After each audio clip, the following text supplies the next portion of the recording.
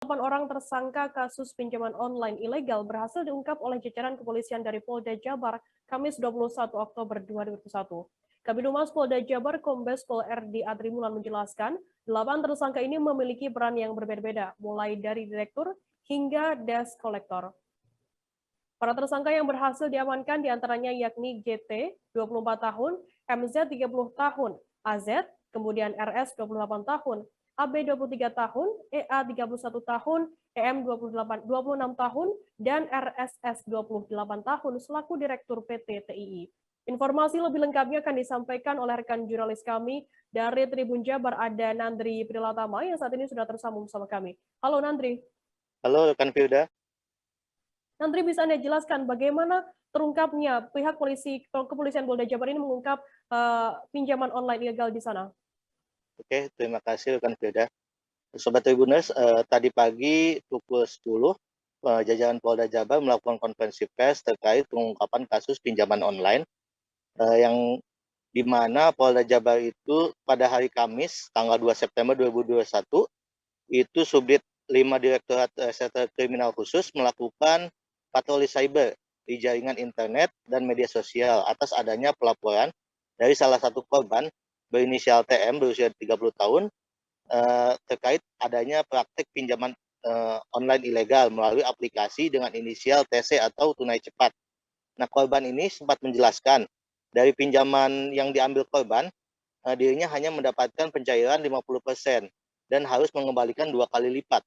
Nah, kemudian korban pun tidak telah melunasi pinjaman itu, namun tetap saja korban mendapatkan teror dan ancaman yang dikirim ke kontak-kontak milik korban itu sendiri. Dengan ada tulisan seperti buronan kasus penggelapan uang perusahaan dengan mencantumkan foto beserta data diri si korban itu sendiri. Begitu, Firda. Hmm. Nah, Kemudian kemudian bagaimana dari untuk modus operandi yang seperti apa yang hmm, dilakukan oleh para pelaku pinjaman nah, online ini? modus operandi itu sendiri dari para tersangka yang telah diamankan memiliki peranan yang berbeda-beda. Seperti dari pelaku berinisial AB, dia melakukan peneroran dan pengancaman kepada korban, sedangkan tersangka EA dan EM itu menjalankan tugasnya mengawasi dari tersangka AB apabila terlalu lembek atau kurang kasar terhadap korban-korbannya. Sedangkan pelaku berinisial MZ itu berperan sebagai IT support yang menyediakan kartu GSM yang sudah teregistrasi secara ilegal. Sedangkan pelaku AZ dan RS itu bertugas sebagai HRD yang biasa merekrut atau menerima para pegawai. Sedangkan pelaku GT selaku asisten manajer di perusahaan itu, dia bertugas sebagai penanggung jawab perusahaan, dan RSS sendiri sebagai direktur perusahaan itu, seperti itu.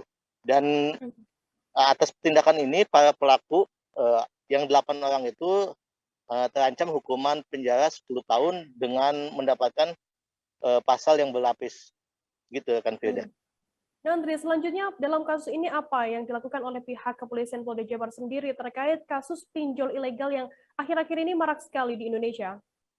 Nah, selanjutnya tadi berdasarkan keterangan dari Direskrimsus Polda Jabar, Kombes Arif Rahman, menyebutkan bahwa jajaran kepolisian Polda Jabar terus akan mengembangkan kasus ini sampai ke akar-akarnya, hingga mereka menduga masih ada kemungkinan founder yang biasa memberikan anggaran atau dana untuk pinjaman online ini. Seperti itu, kan Firda. Baik, Tribuners, jurnalis kami tadi juga sudah menghimpun keterangan dari salah seorang korban pinjol berinisial TM dan juga Kabid Humas Polda Jabar, Kombes Pol RD Adrimulan. Berikut liputannya untuk Anda. Ini saya akan bercerita efeknya saja, Pak. Efek dari kejadian ini secara fisik, psikis dan mental saya benar-benar jatuh sampai saya masuk ke rumah sakit, dirawat kurang lebih 4 hari di salah satu rumah sakit di Bandung. Semua terjadi karena teror-teror dan makian dari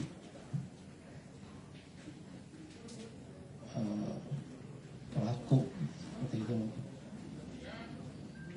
seperti itu Pak. dan ternyata tekanan pun datang ke keluarga besar saya, ke rekan-rekan kerja saya, yang akhirnya mereka pun balik menekan saya, yang psikisme saya semakin jatuh dan jatuh juga. Karena mereka menyebarkan foto data diri saya, cacian maki ke keluarga besar, ke rekan-rekan yang ada di pondok saya.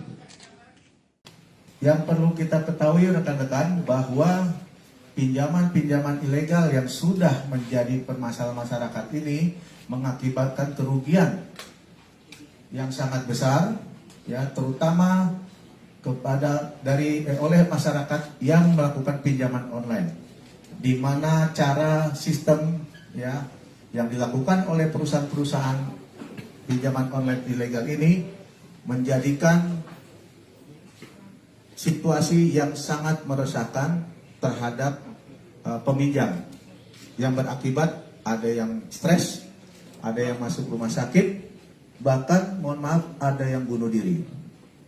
Ya, oleh karena itu di sini menjadi perhatian kami dengan kerugian-kerugian yang mengakibatkan dampak psikologis, dampak sosial, ya, di mana Polri atau negara harus hadir dalam memberikan rasa aman terhadap masyarakat dalam kegiatan-kegiatan sehari-harinya, sehingga kegiatan bisnis, kegiatan keagamaan, kegiatan pendidikan, kegiatan lainnya itu akan berjalan sebagaimana mestinya.